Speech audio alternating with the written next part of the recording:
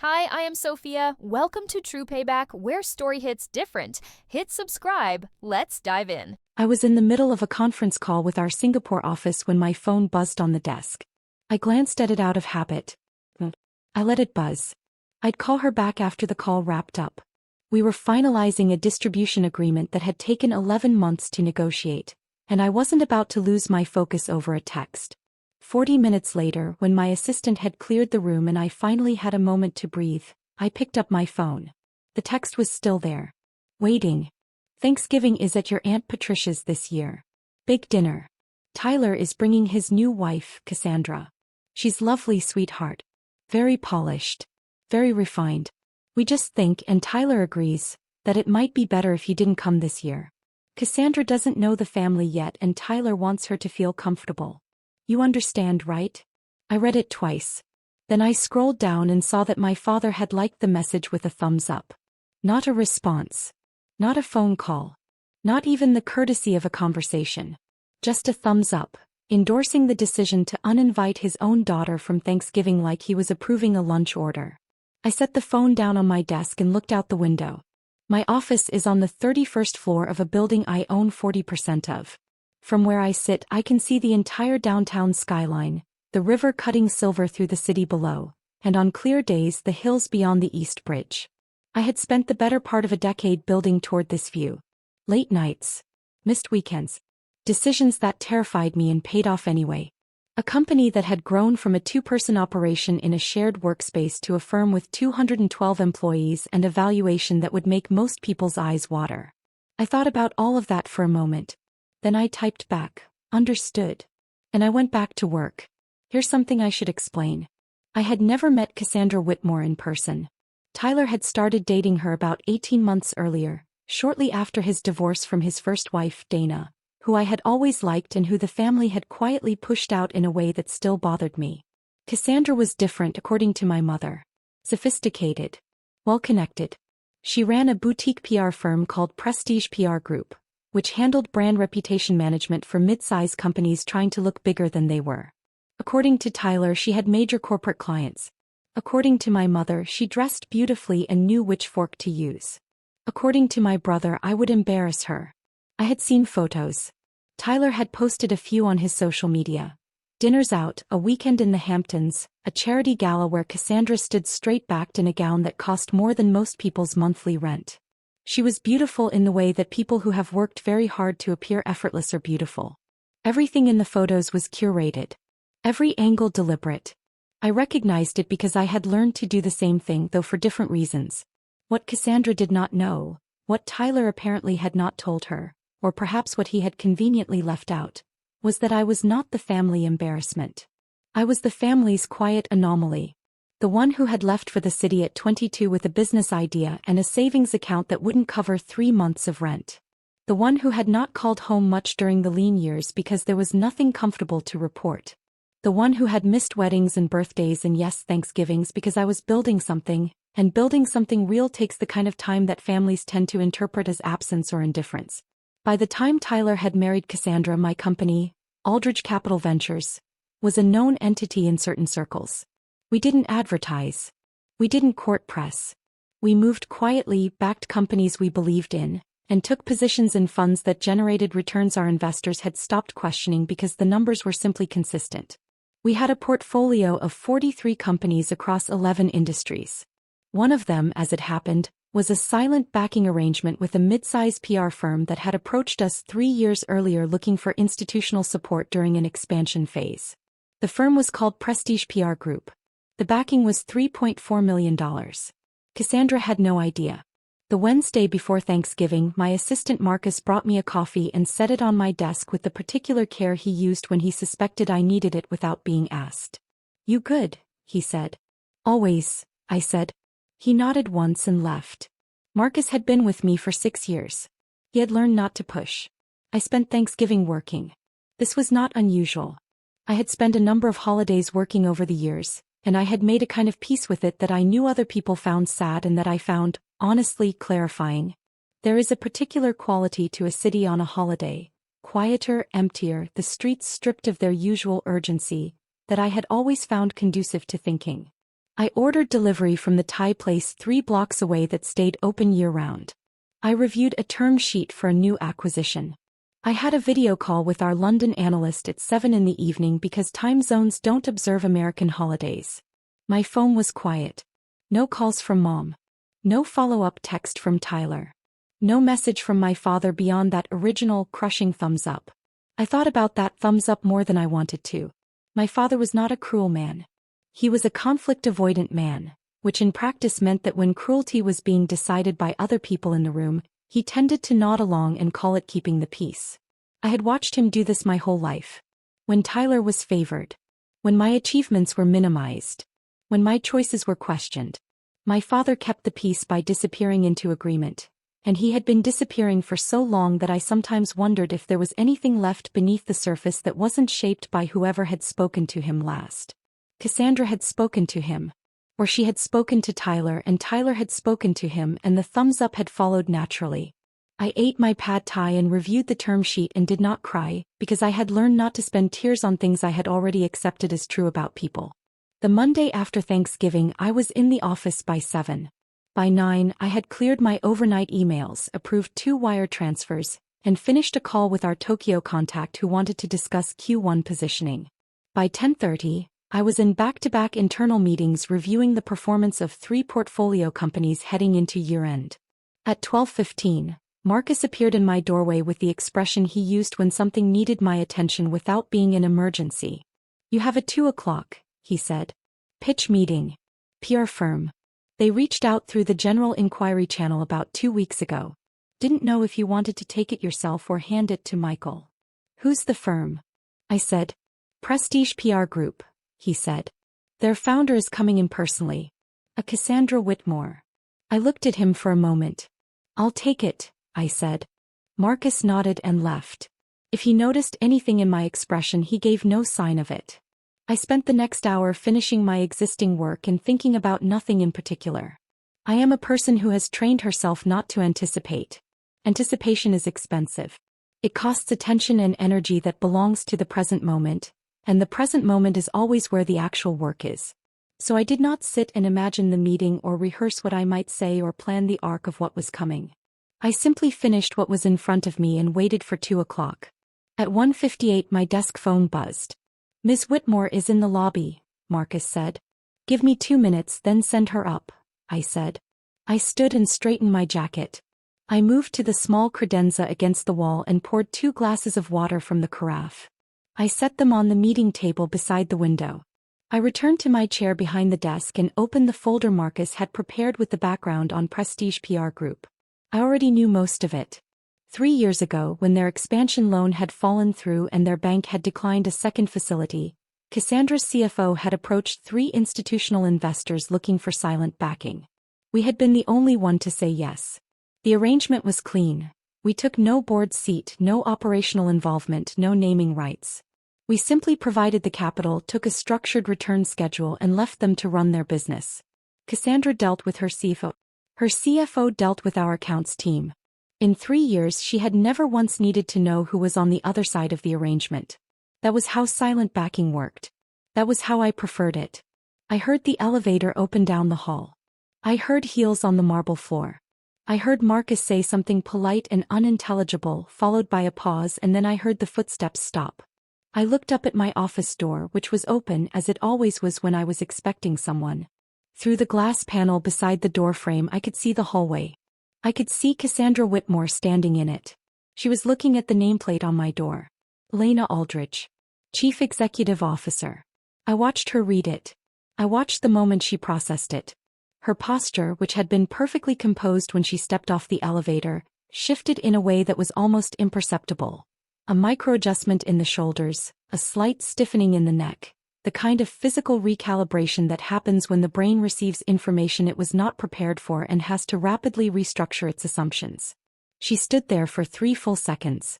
Then she looked up and saw me through the glass, already watching her. I smiled. I gestured toward the chair across from my desk. She came in. "Miss Whitmore," I said. "I'm Elena. Thank you for coming in." She sat. She was composed, I'll give her that. Whatever she was feeling in that moment, She had the professional discipline to set it aside and present the polished surface she had built her entire identity around. Her suit was excellent. Her posture was straight.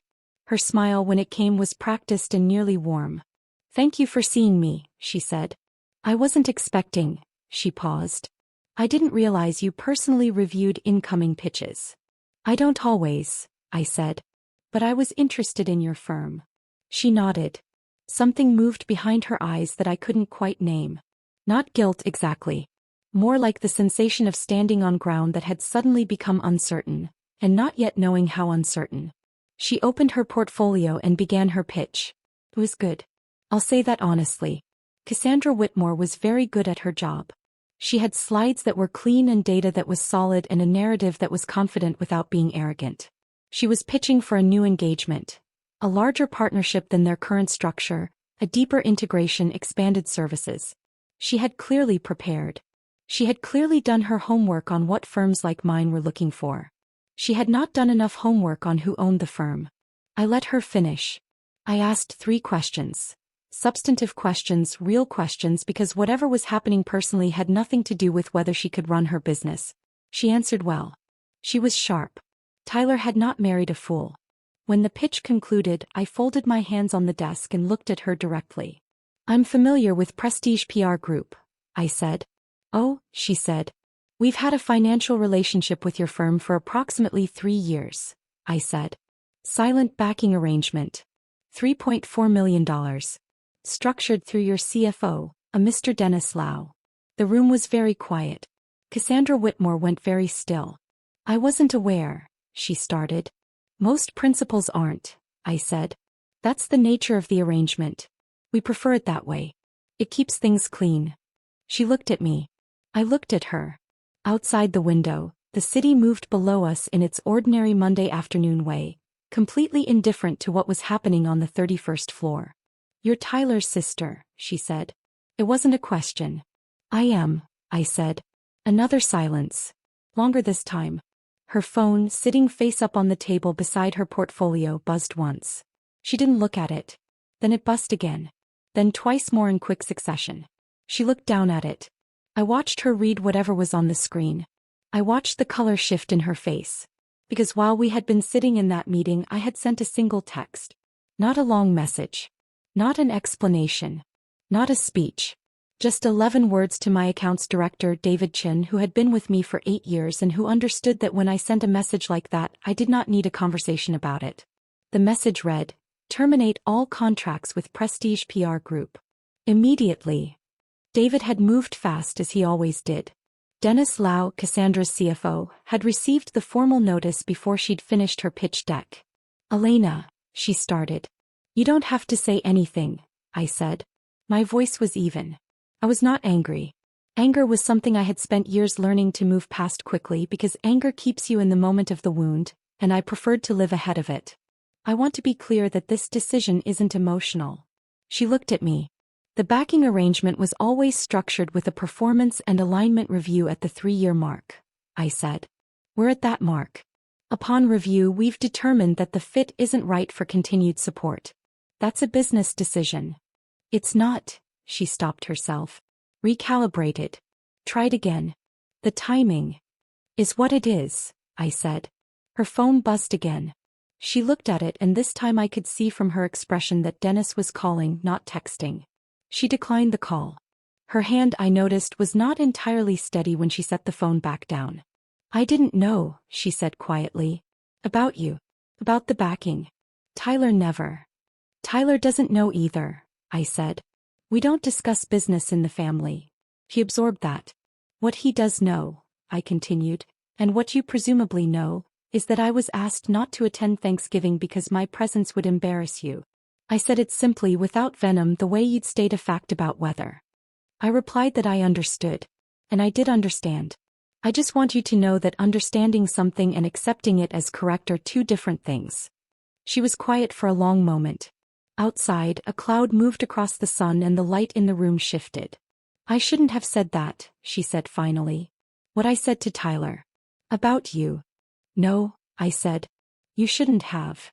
I didn't know who you were." "That's the part worth thinking about," I said.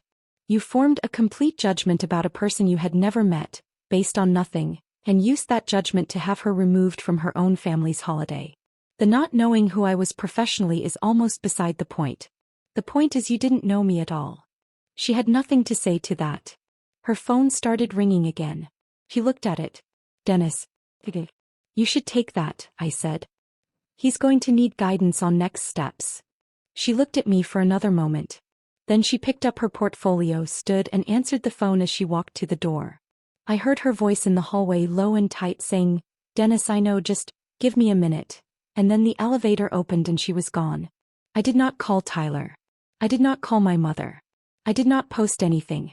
I did not send any message that could be forwarded or screenshotted or used as ammunition in the family group chat that I had been quietly watching from a distance for years without participating in much. I went back to work. What I could not control, and did not try to, was the speed at which information travels when a $3.4 million financial arrangement collapses without warning on a Monday afternoon in November. Dennis Lau, from what I learned later, spent 45 minutes on the phone with our accounts team trying to understand the termination. He then spent another hour reaching out to 3 other institutional contacts trying to determine whether the capital could be replaced quickly. It couldn't. Not at the terms they'd had and not in that timeline. The Prestige PR Group had been in a quiet expansion phase, had taken on 2 new office leases based on the assumption of continued backing, and was in the middle of hiring for 6 new positions. None of those plans could proceed without the capital in place. Cassandra got home that evening and had a conversation with Tyler. Tyler apparently called my mother. My mother called me at 8:15 that evening. I let it ring. She called again at 8:22. I let it ring again. At 8:31 she sent a text. Elena, please call me. Tyler is very upset. He says you did something to Cassandra's business. I read it. I set the phone down. I finished the chapter of the book I was reading. Then I picked the phone back up and typed. I made a business decision. It was nothing personal. I set the phone down again. Tyler called the next morning at 7:45. I was already at my desk. I answered on the second ring. What did you do? He said. No greeting. No pretense. Good morning, Tyler, I said. Don't. What did you do to Cassandra's company? I terminated a financial arrangement that was up for review, I said. It's a standard business process. You did it the same day she was in your office, he said. Don't tell me that's a coincidence. The timing is what it is, I said. Elena. His voice had the particular quality it got when he was trying to sound authoritative and wasn't quite landing it. Tyler was 2 years older than me, had a comfortable mid-level management job at a logistics company, and had spent most of our lives operating from the assumption that his comfort was the family's primary concern. She's my wife. What you did. What I did, I said, was make a decision about a business I run with capital I manage on behalf of investors who trust my judgment. Kept my voice level. What you did was text me 4 days before Thanksgiving to tell me I wasn't welcome at my own family's table because your new wife decided, without ever having met me, that I would embarrass her. Silence. That's not. Dad liked the message, I said. With a thumbs up. More silence. Longer. I'm not going to pretend that didn't happen, I said. And I'm not going to pretend it didn't mean something. But I also want to be clear with you, Tyler. This isn't about revenge. I don't operate that way. The decision about Cassandra's firm was a business decision. It happened to coincide with other things, but I need you to understand that I don't torch companies for personal reasons. If I did, I wouldn't have backed hers in the first place. You backed her company? His voice had changed. The aggression had drained out of it, replaced by something more confused and considerably more uncomfortable. What do you mean you backed her? 3 years ago, I said. Silent arrangement. $3.4 million. Your wife's CFO knows the details. The silence this time was different. Fuller. Tyler, I said. I need you to hear me. I'm not your enemy. I am not someone who needs to be managed or hidden or uninvited from things because she might embarrass the room. I have built something real. I have done it quietly without asking for your acknowledgement or mom's or dad's, because I was not building it for you. But I am still your sister. And being your sister means something to me even when it clearly doesn't factor into your decisions. He didn't respond right away. When he did, his voice was quieter. Elena, I didn't know. I know you didn't, I said. That's part of the problem. My mother came to my office on Thursday. She didn't call ahead, which meant she got as far as the lobby before the front desk called Marcus, and Marcus called me and I said to send her up.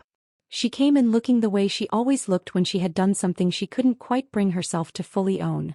Slightly overdressed for the occasion, carrying a small offering in the form of a bakery box that she set on my desk like it might absorb some of the tension in the room. She looked around my office. At the view. At the furniture. At the framed documents on the wall. Degrees, a few awards. A letter from the mayor's office regarding our civic investment fund. She had been to my office once before years ago when it was much smaller and in a much less impressive building. She had been polite about it in the way that people are polite when they're being careful not to be impressed. She was not being careful today. She started then stopped. Sit down, Mom, I said. She sat. We talked for 2 hours. Not easily and not without difficult stretches of silence. And not with the complete resolution that people in stories always seem to achieve in their climactic conversations. Real resolutions don't happen in an afternoon. They happen in years, in small repeated choices, in the slow work of deciding what kind of relationship you want and whether the other person is willing to do their half. But we talked. Honestly, which was not something my mother and I had always done. She admitted that she had let Tyler's preferences shape too many decisions. She admitted that my father's thumbs up had been wrong and that she had told him so afterward, which I had not known. She admitted that she had spent a long time telling herself a story about me, that I was difficult, that I was distant, that my absence from family events was a choice I made carelessly, when the truth was more complicated than that, and she had preferred the simple version because the simple version didn't require her to ask harder questions about what she had done to contribute to the distance. I listened. I said what was true. I did not perform forgiveness I didn't feel yet, but I also didn't withhold the acknowledgement that she was trying, which she was. Before she left, she looked at the view one more time. I didn't know, she said. Not about the business specifically. About all of it. I know, I said. That's what I want to change. Cassandra's firm survived. I want to be clear about that because this is not a story about destruction. Within 3 weeks, Dennis Lau had secured a replacement facility from a regional bank at slightly less favorable terms, and Prestige PR Group had scaled back the expansion timeline by about 8 months. It was a setback, not a collapse. Cassandra was, as I said, very good at her business, and people who are very good at their business find ways through setbacks. She sent me an email in early December. Professional, brief, and more honest than I expected.